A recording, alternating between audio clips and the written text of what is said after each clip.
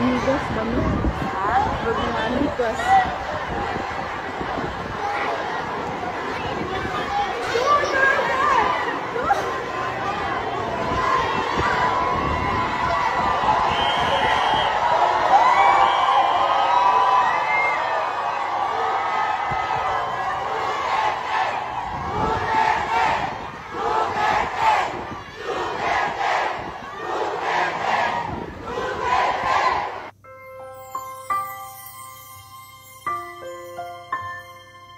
Message ko sa Pilipino, kabalo mangod ko, alam ko ba how he took his oath seriously.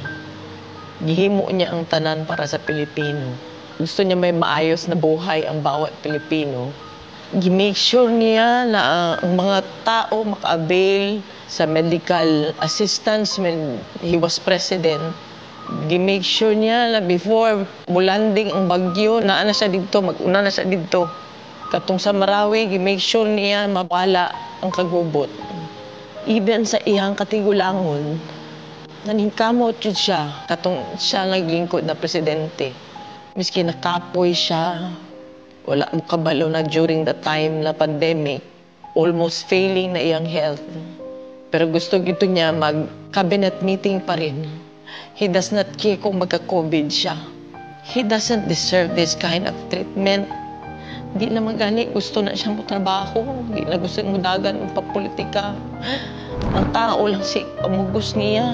Kinakatila mo sa kind of leadership na iyang gihatag. You may find his mouth very foul. Musulti siya o kuan. Igo naman siya mangisog. I remember that time na giingnan ako ayuhan ng Pasig River. Giingnan ako na siya. Dali naman na pag-isog-isog lang ka. Maura man na iya ha. Ang isog-isog niya na iresulta.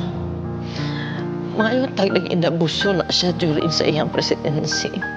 Wala nag-abuso. Wala ngawat. Ipakumbaba siya, miski presidente na siya. Nakita niya ko siya magpatong tao. Maluoy ko kay pagkaon alam ng tani ang gusto. Dili na siya materialistic. He doesn't care kung naa siya'y kwarta o wala. He doesn't care kung unsa iyang isuot. Daan.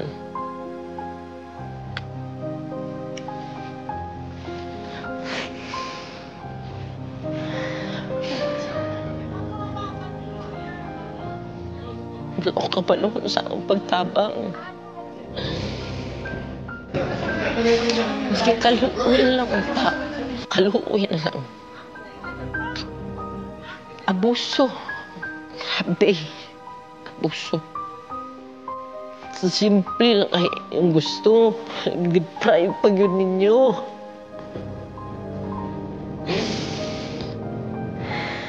Simple lang kayo ang gustuhan na. Deprive, miski gipatay na unta nimo siya. Dito. Kidnap ninyo. Mag 80 years old na guna siya. Kabalo mo ko sa iyang health. Wala tanan. Wala gani medisina.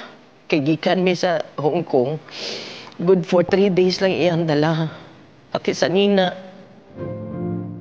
Kapi, abuso.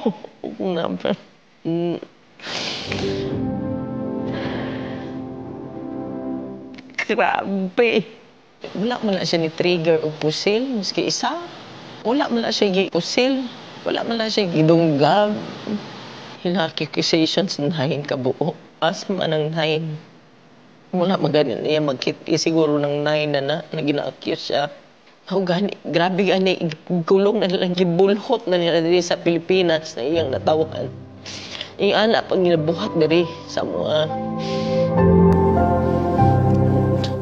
Di ko katulog, dili ko makapuyo sa among sariling balay. Balo ka ba? First night na ako gikan sa katong pag-abot na mo uguan. Wala na ako nakauli sa among balay. Plano-plano na lang ko asa ko matulog. Nangiyo lang ko. Wala ko kabaloon sa ako. Wala ko kabaloon sa ako. Malo, ilang ko kayo ultimo pagkaon, ana ba? Binisaya lang ang gusto, ana.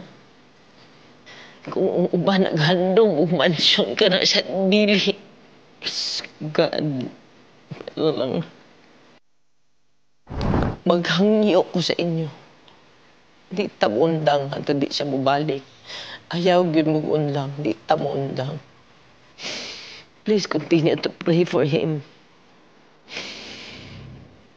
And for us, nga maunsa na mo ni. Tabang, Pilipino, tabang.